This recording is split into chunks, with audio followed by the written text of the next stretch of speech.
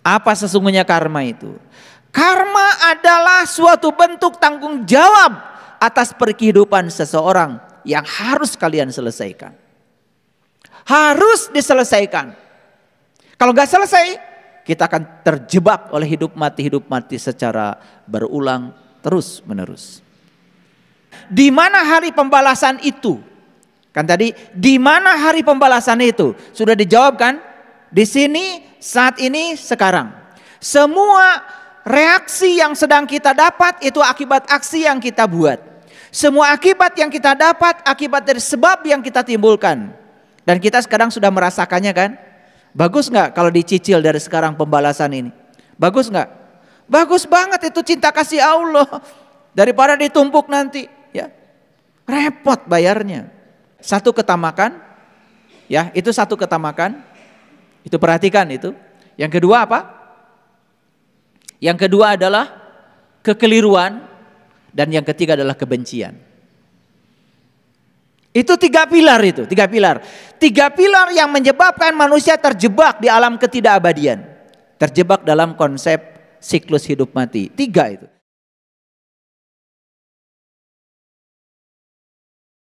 Hukum aksi reaksi itulah yang disebut dengan hukum pembalasan.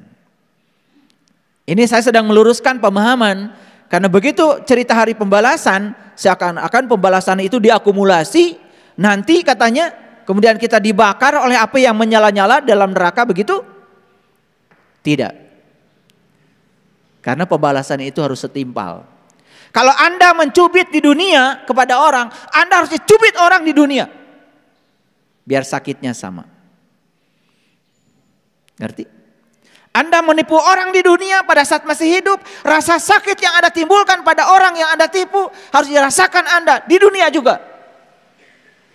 Oleh karena itu maka jangan heran kalau kita datang ke sini sekarang di kehidupan kita untuk menyelesaikan utang-utang kita. Dan utang kita akan diselesaikan di kehidupan. Karena kita menciptakan utang di kehidupan, bukan? Sakit yang kita timbulkan kepada makhluk lain akan datang dengan sakit yang sama.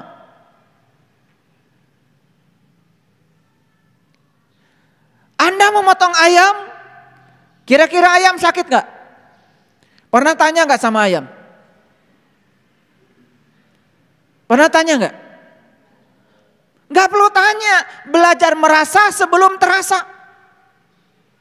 Belajar merasa sebelum terasa. Coba bikin saja luka di tanganmu selebar luka yang kau timbulkan pada leher ayam. Harus begitu eksperimennya. Kalau tidak bisa merasa sebelum terasa, bikin aja luka selebar itu yang kau timbulkan pada ayam, timbulkan pada dirimu. Rasa sakit yang dialami oleh ayam sama dengan rasa sakit yang dialami oleh dirimu. Dan kau akan merasakan rasa sakit yang sama. Makanya kita di dunia ini belajar mengurangi karma dari akibat rasa sakit akibat tindakan kita kepada orang lain. Yang namanya makhluk hidup namanya pasti ingin hidup toh? Saya tanya, semut pengen hidup? Ayam pengen hidup? Ular pengen hidup? Kupu-kupu pengen hidup? Sapi pengen hidup? Kambing? Semua makhluk hidup pengen hidup. Belajar merasa sebelum terasa. Anda juga makhluk hidup. Bukankah Anda pun pengen hidup? Kenapa Anda pengen hidup tapi Anda membunuh orang lain, makhluk lain yang sama-sama pengen hidup? Kan tidak adil. Merasa diri sebagai penguasa semesta lalu melakukan tindakan yang tidak adil. Itu sebabnya kurangi menyakiti makhluk lain. Kalaupun harus terpaksa memotong ayam, doakan ayam. Semoga saja ruh yang keluar dari tubuh ayam itu dikasih tubuh yang baru. Dan kita menimbulkan rasa sakit itu bukan hanya pada yang rendah. Terhadap manusia pun terkadang kita tidak bisa merasa sebelum terasa. Di mana welas asih kita? Baik, kalau gitu lihat semuanya di layar monitor ini. Apa sesungguhnya karma itu? Karma adalah suatu bentuk tanggung jawab atas kehidupan seseorang yang harus kalian selesaikan. Harus diselesaikan. Kalau nggak selesai, kita akan terjebak oleh hidup mati secara berulang terus menerus.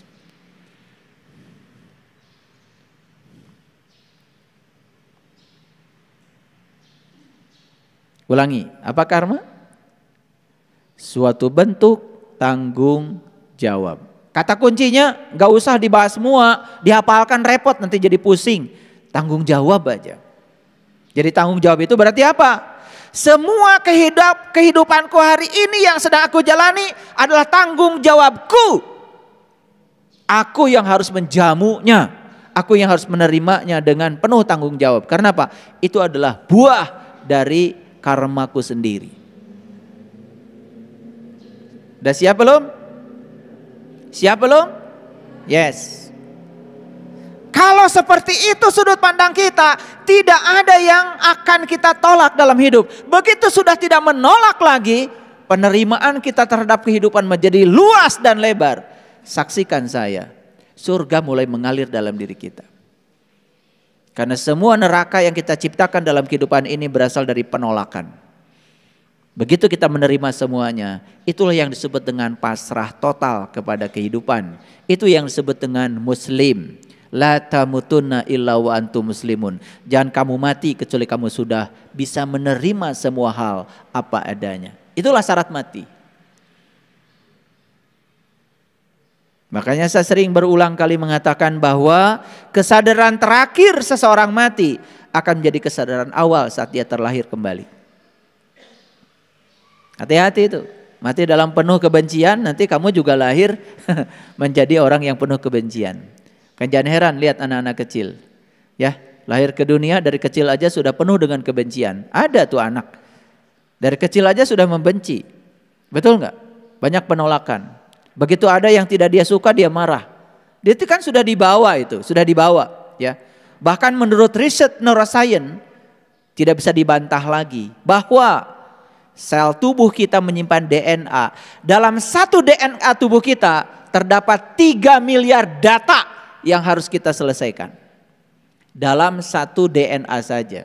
Kita punya 100 triliun sel, berarti kita punya 100 triliun DNA. Satu DNA 3 miliar, sekarang 3 miliar kalikan 100 triliun. Berapa banyak data yang harus kita selesaikan dalam kehidupan ini? Nah loh. Tetapi kan tadi sebab yang kita timbulkan tidak selamanya buruk toh. Ada sebab baik juga, maka ada akibat baik. Ada sebab buruk, ada akibat buruk. Karena karma itu tidak sekedar baik, tidak sekedar buruk, tapi dua-duanya. Ada baik dan buruk. Tugas kita adalah tanggung jawab terhadap semuanya. Begitu ada orang baik datang kepada kita, tentu saja kita senang. Begitu ada orang buruk datang kepada kita dengan penuh tanggung jawab, kita ambil saja pengalamannya, kita ambil saja pembelajarannya. Kan keren. Keren apa tidak? Iya. Nah inilah pentingnya belajar kesadaran supaya keren. Baik. Sekarang kita mulai membaca ayat. Silakan ya, lihat Quran surat Yunus ini. Surat 10 ayat yang keempat. Ini ayat menjelaskan tentang pertanyaan, di mana hari pembalasan itu? Kan tadi, di mana hari pembalasan itu? Sudah dijawab kan? Di sini, saat ini, sekarang. Semua reaksi yang sedang kita dapat itu akibat aksi yang kita buat. Semua akibat yang kita dapat akibat dari sebab yang kita timbulkan. Dan kita sekarang sudah merasakannya kan? Bagus nggak kalau dicicil dari sekarang pembalasan ini? Bagus nggak? Bagus banget itu cinta kasih Allah. Daripada ditumpuk nanti, ya. Repot bayarnya. Dan selama ini kita membayangkan hari pembalasan itu adalah siksaan yang akan datang kepada kita. Dan siksaan itu sesuatu yang berbeda dengan sebab yang kita timbulkan. Lihat saya semuanya, nyubit dan tentu saja akan dicubit. Ngomong kasar tentu saja kita akan diomongin kasar. Ngambil duit negara, ya nanti juga akan diambil oleh semesta dengan cara yang sama. Jadi saya heran aja ya, ada orang yang berani mengambil duit yang punya orang lain gitu. Heran aja. Dia lupa bahwa sebetulnya ketika dia mengambil akan diambil. Jadi buat apa? Kalau orang yang berkesadaran gak akan melakukan itu. Makanya saya sering mengatakan, kasihan ya, para koruptor itu kan sebenarnya orang yang kekurangan. Karena kalau dia berkecukupan tidak akan mungkin mencuri. Betul nggak? Ya, beruntung untuk kalian yang setiap hari merasa berkecukupan. Karena rasa berkecukupan itulah kekayaan kita yang sebenarnya. Orang punya kekayaan sebanyak apapun kalau tidak merasa berkecukupan, yang akan muncul pada diri ketamakan. Dan ketamakan sudah saya jelaskan, itu adalah pilar utama seseorang untuk terjebak dalam ketidakabadian. Ada 3 pilar orang terjebak dalam ketidakabadian. 1 ketamakan. Ya, itu 1 ketamakan. Itu perhatikan itu. Yang kedua apa? Yang kedua adalah kekeliruan, dan yang ketiga adalah kebencian. Itu 3 pilar itu, 3 pilar. 3 pilar yang menyebabkan manusia terjebak di alam ketidakabadian. Terjebak dalam konsep siklus hidup mati. 3 itu. 1 ketamakan, 2 kebencian, 3 kekeliruan. Keliru berpikir, keliru berbicara, keliru bertindak. Hati-hati itu. Ini saya sudah bicara konsep kehidupan tingkat tinggi. Ini hanya untuk orang-orang yang sudah dewasa. Yang belum dewasa jangan dengerin dulu kajian saya. Tutup aja telinganya. Ini kajian untuk orang-orang yang sudah dewasa. Baik, kita lihat ayat ini. Silakan baca ayat ini pelan-pelan dalam hati. Sambil saya akan bacakan juga supaya semua orang bisa dengar ayat ini. Hanya kepada Allah lah kamu semua akan dikembalikan. Yes. Tetapi sebelum dikembalikan kepada Allah, ada proses dulu. Dulu kita asalnya suci, masa balik dalam keadaan kotor dong? Kita asalnya suci, tentu saja balik ke sana dalam keadaan suci. Supaya kembali dalam keadaan suci, kotoran kita harus dilepaskan. Kebalakan kita harus dilepaskan. Ada proses dong sebelum kita dikembalikan. Enak aja. Awas memahami ayat ini jangan sembarangan. Hanya kepada Allah lah kamu semua akan dikembalikan. Yes, semua akhirnya akan dikembalikan kepada Allah. Tapi proses kembalinya setiap orang berbeda-beda. Yang masih suka menolak kenyataan ya baliknya ke sana paling belakangan.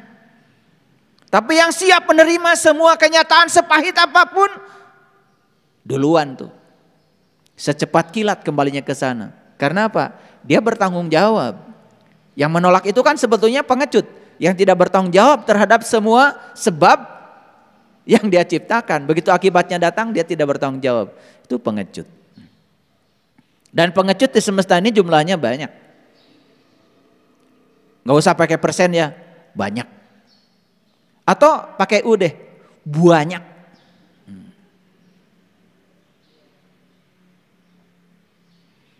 Ibadah sudah, sholat sudah, baca kitab suci setiap saat. Bahkan one day one judge. Ada lagi baca hadis juga setiap hari. One day one hadis. Keren. Tapi kesadaran tidak meningkat, cuma baca. Tidak mau praktek.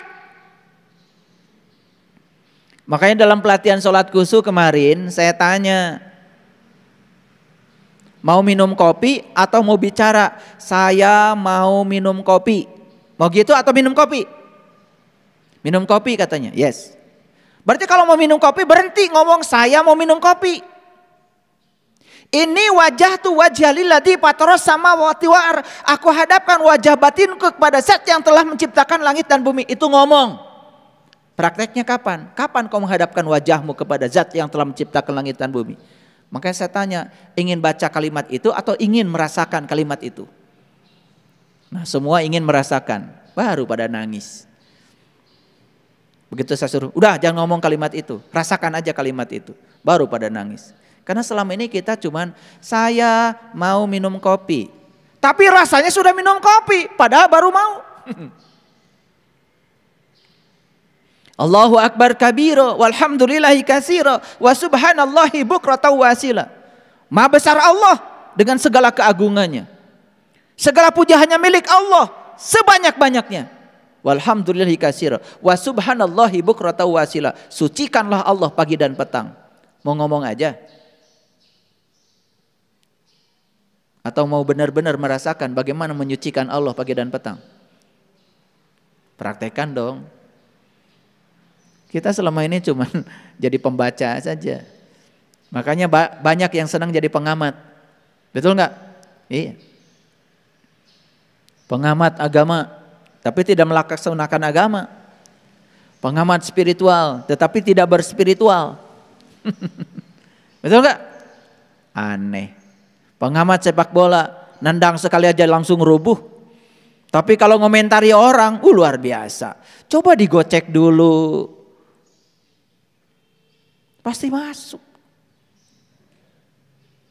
Dia suruh gocek kayak gitu, rubuh dia. Bisanya cuma ngomong. Tetapi banyak orang bisa ngomong dianggap sebagai pakar. Ini lucu. Lucu apa tidak? Siapa yang lucu? Kalian lucu. Lihat ayat ini. Hanya kepada Allah lah kamu semua akan dikembalikan. Yes? Lanjut. Sebagai janji yang benar dari Allah. Sesungguhnya Allah menciptakan makhluk pada permulaannya, kemudian mengulanginya kembali.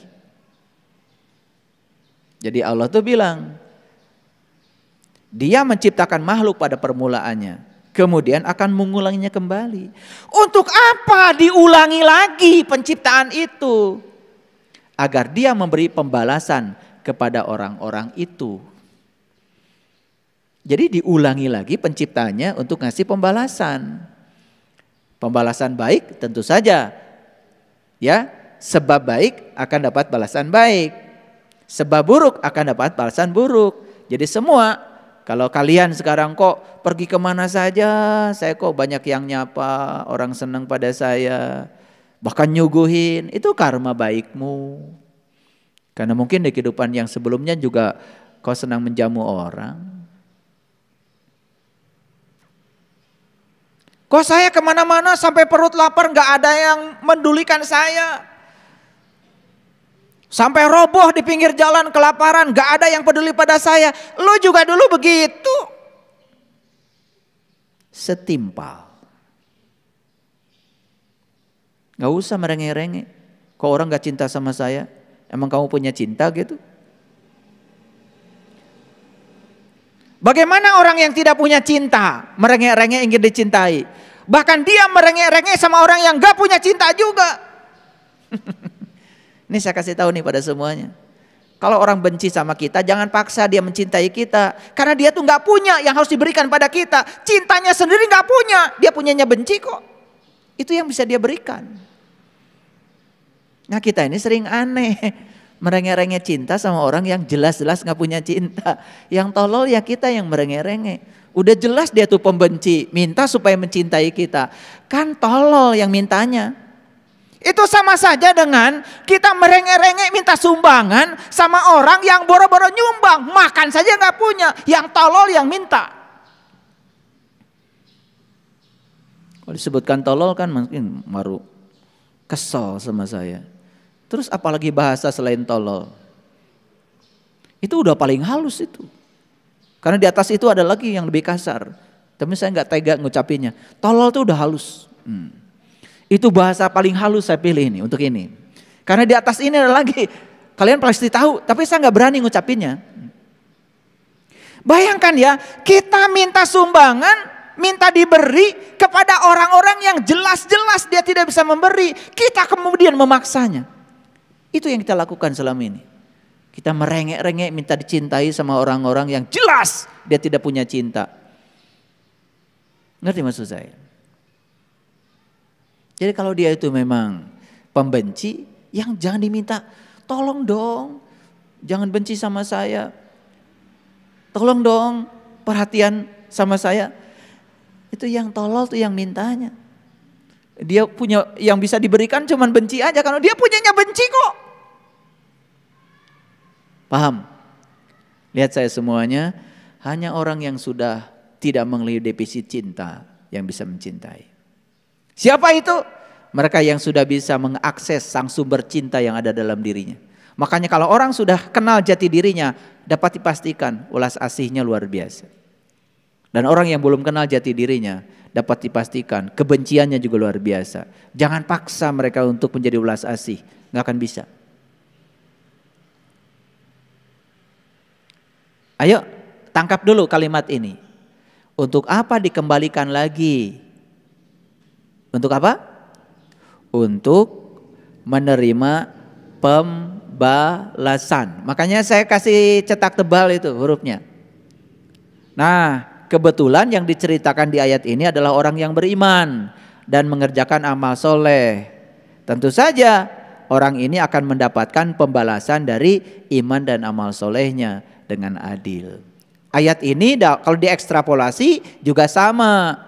Orang yang selalu menjalankan amal salah juga akan mendapatkan akibatnya, kan begitu. Makanya dia dikembalikan ke sini untuk menerima pembalasan. Kenapa? Karena sebab yang dia ciptakan kan di kehidupan. Otomatis akibat yang harus dia terima jelas dong di kehidupan.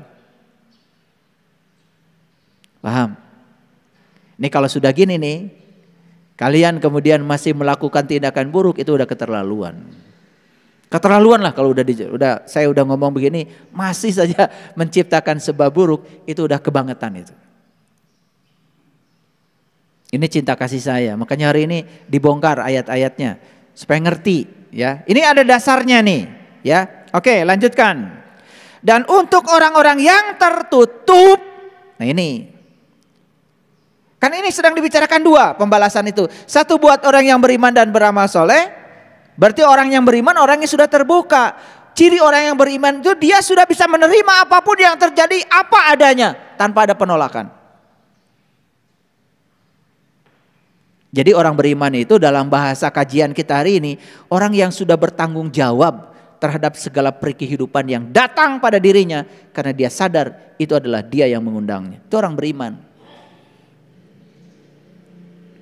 Awas ya, mengartikan iman itu jangan sempit. Cuman sekedar percaya rukun iman. Rukun imannya pun ya cuman gitu-gitu aja, tidak ada ekstrapolasi. Percaya kepada Allah, udah, yang penting saya percaya. Tidak ada keinginan untuk membuktikan keberadaan Allah dalam dirinya. Aneh. Percaya sama malaikat, percaya aja. Gak pernah tanya malaikat itu apa. Percaya sama kitab, sudah aja percaya. Sama kitab yang tertulis. Padahal di Quran dikatakan Iqra kitabaka kafa binafsika al-yauma 'alaika hasiba. Baca kitabmu, baca kitabmu. Dan itulah juru hisabmu. Itu yang disuruh Allah membaca kitab. Dan kitab itu adalah kitab sejati yang ada pada diri.